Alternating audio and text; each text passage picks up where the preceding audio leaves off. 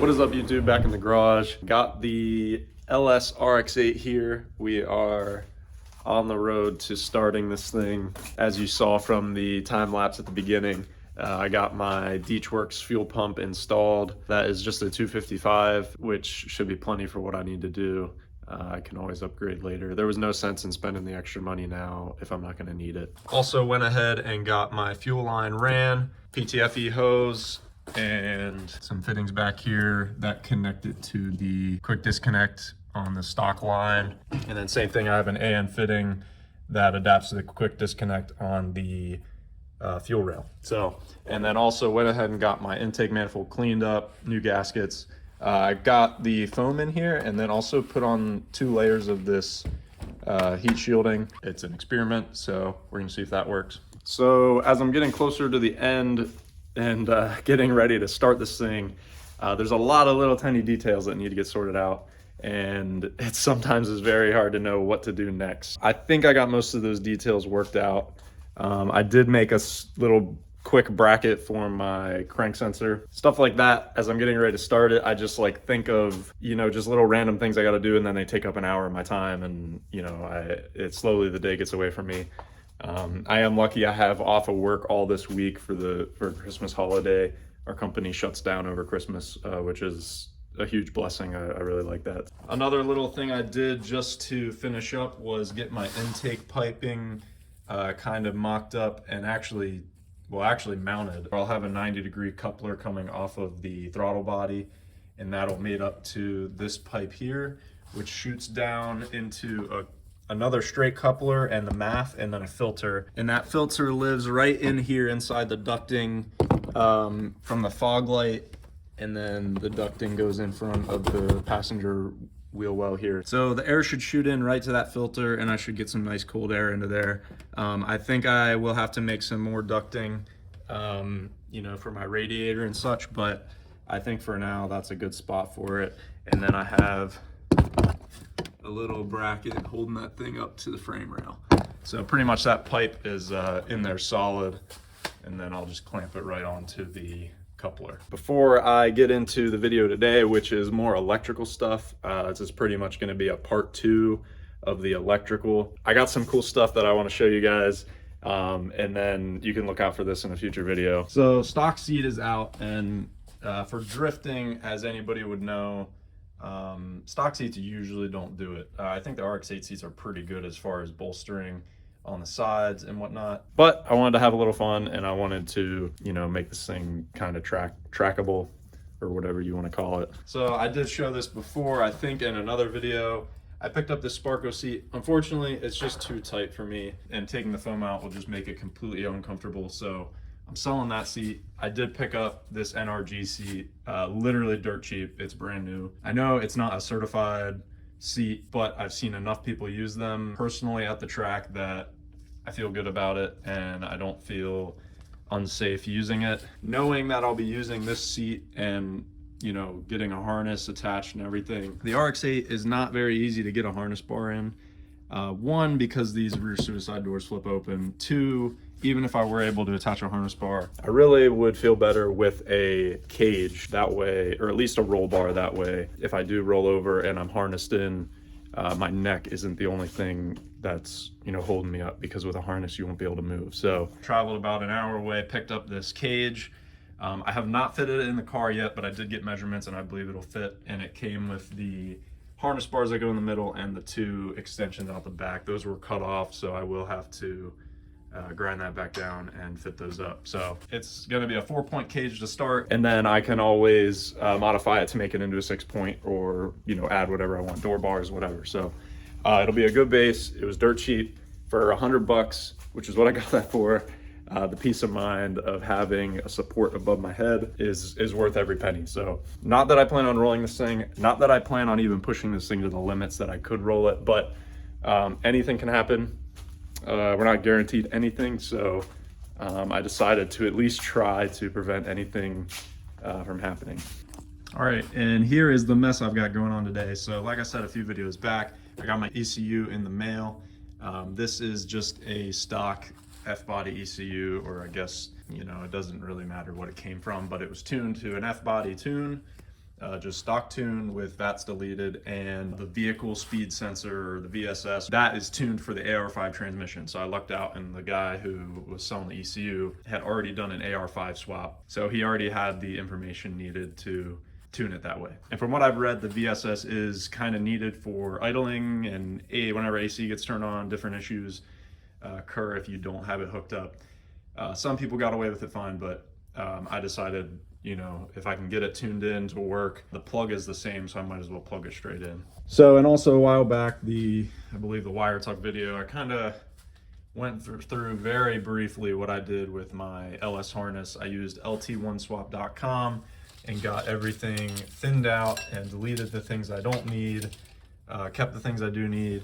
And all that's left is to hook up my signal wires. So those would be these pink and orange wires. The orange wires would be constant power, and the pink wires would be switched ignition source, or yeah, I believe that's right for the most part. And then also I just need to loom everything up and get it all tucked in. So that is the first step today. Get this engine harness hooked up, get my coil brackets and coils and everything onto the heads, and pretty much get the harness routed how I want it, or at least everything plugged in. And then once I get everything plugged in, I can hook up my battery to the starter and all that good stuff, and get power to the LS harness once I know where everything's gonna be. I'm pretty much shoving everything into the passenger footwell.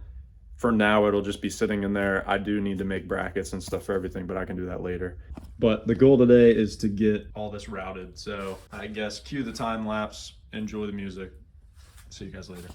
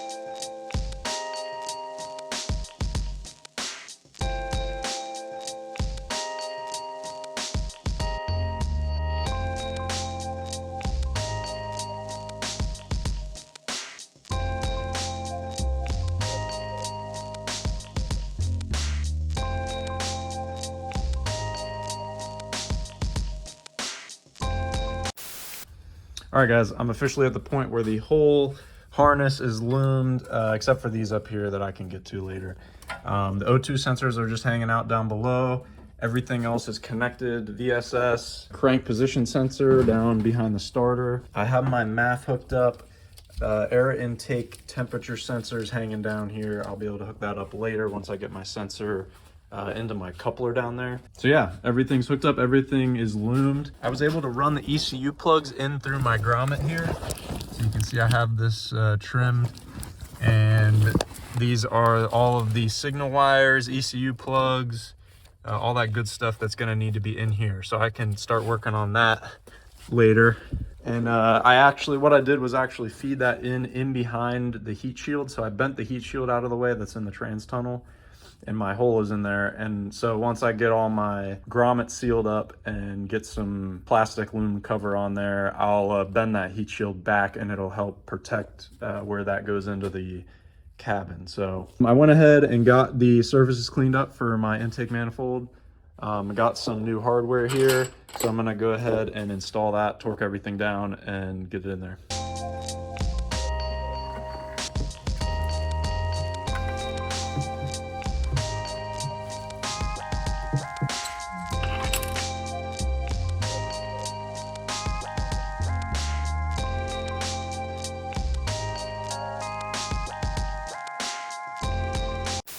All right, guys, intake manifold's on. Got all the bolts torqued down. Also hooked up the brake booster line. Fuel line is in and hooked up. All of my vacuum hoses, PCV is in. This PCV valve hose is pretty wrecked, so I might have to get a new one of those or at least come up with something better. I have a zip tie right there just to help hold it, but it's not a very tight seal in there. Not quite sure what's going on there. I need to splice these wires and lengthen them a little bit. I kind of judged my length a little wrong here, so I'll do that after everything's running and good to go. Just need to flip my throttle cable back down and mount that. So that leaves me at a good spot for tomorrow. So I'll be back down here to do more electrical stuff. So see you then. What is up, YouTube? Day 2 in the garage for this video, working on electrical stuff. And so originally I was going to try to get everything kind of hooked up just like in the passenger seat and start the car without anything finalized, but I kind of changed my mind. I decided I'm going to go ahead and get my actual battery cables kind of routed from the trunk. I don't need to get location and everything perfect yet, but I decided I want to go ahead, since I know that my fuse box and all my power works whenever I hook it up. I just want to go ahead and get everything hooked up the way that I want to. So first thing I'm starting on here, I have my battery. I'm only working on the ground right now, so I put this little cap on the positive just so whenever I'm swinging wires around, I don't accidentally short something out. But what I'm working on first, this is the ground, the battery negative terminal for the stock RX8. And basically what you have here is one that goes to your, I believe, power steering, and then you have a ground just to the frame, and then this originally went to the starter, which for the LS, the starter is just grounded through the engine, so I won't be needing this, and I can use this cable elsewhere. So right now, pretty much all I'm doing is removing this starter cable because I won't be needing it, and then I will have to lengthen this power steering ground. So one thing I want to mention, I will be adding in either a breaker or a big fuse right at the battery. I'll do this later once I know everything's running right. That's just something, an extra precaution to take in case that cable that's running the whole way from the trunk would get hot and have too many amps in it. That breaker would blow and keep that cable from melting basically and catching the whole car on fire. So that's something I'll do later. Just want to make a note here. So one thing to remember, if you have an old LS harness, I'm going to be making use of some of this old LS harness for some of this thicker gauge wire. I did buy some big 1/0 gauge purely so that I have enough to run the whole way from the front to the back to connect it straight to the starter. But for some of the other cables that need to be big gauge but also don't need to be quite as long, you can use some of this wire and it will save you a lot of money.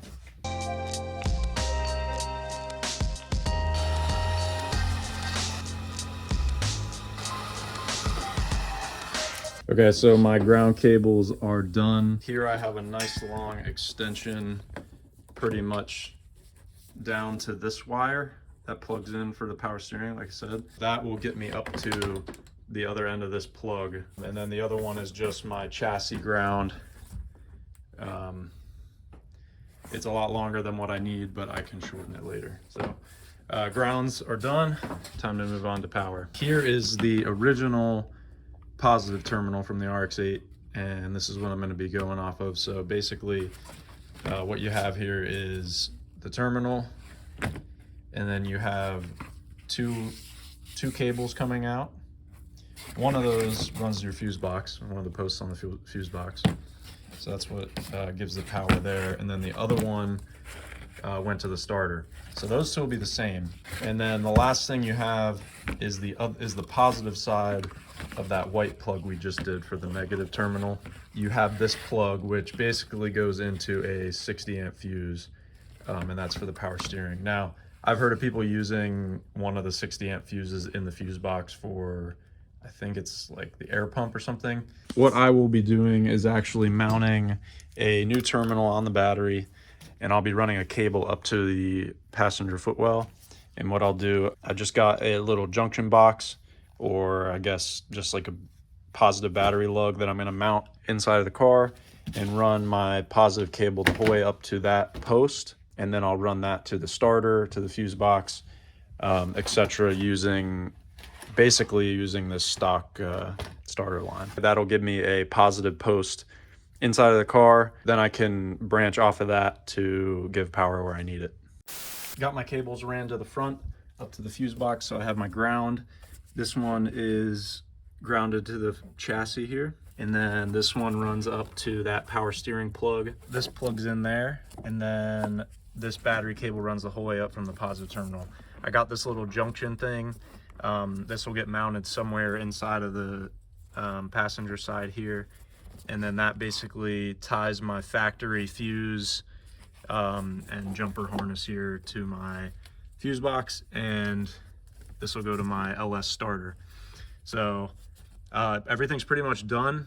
Got that hooked up to the fuse box. So right now where I'm at in the video that I got lights on my dash, I should be able to hook up the battery and get to the same spot. So I'm gonna go ahead and attempt to do that.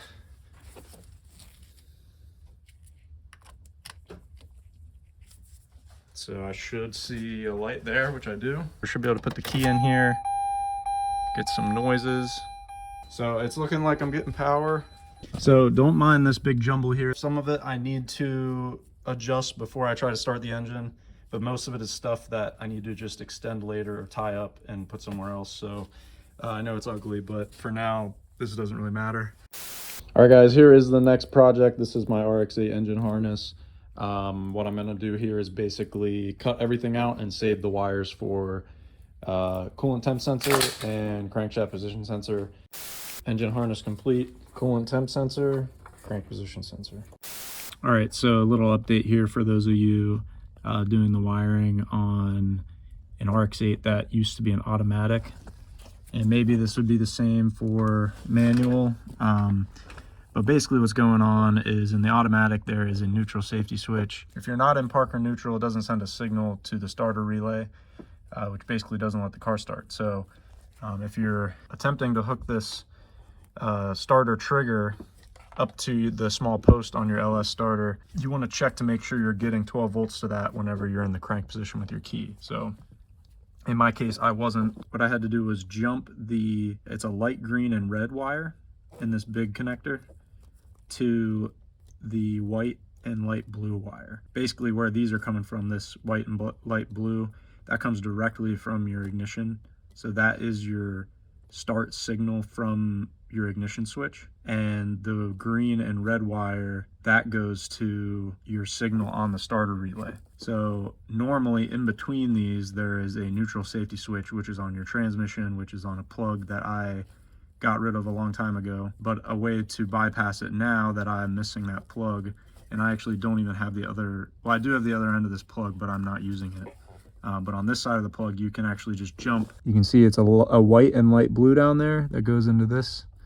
And then this one is a green and red right above my finger there that goes down into this pin. So they're technically right beside each other with a little bit of space in between, but just tested it, and on the start position, I am getting 12 volts now, which means I'm good to go. I can hook this up to my small post on my starter, and I'll be good for my first crank. What is up, YouTube? Back in the garage, finishing up the wiring so that I can move on to the next thing and get this thing started. So here's where I'm at. I have these fuse connectors that I'm putting in, fuse taps, whatever you want to call them. What I'm having trouble with now is finding enough space to put these in for the correct switches. So like for instance, these bottom two are for switch power or ignition power, and this one up here is a constant power. Really, I'd like to get one more in somewhere down here, but the problem is that these two don't get ignition power for some reason. What I may do is just combine some stuff onto the same fuse to get it started, and then I may just make it my own standalone fuse box. But I really am just trying to get this finished up so I can get this thing running.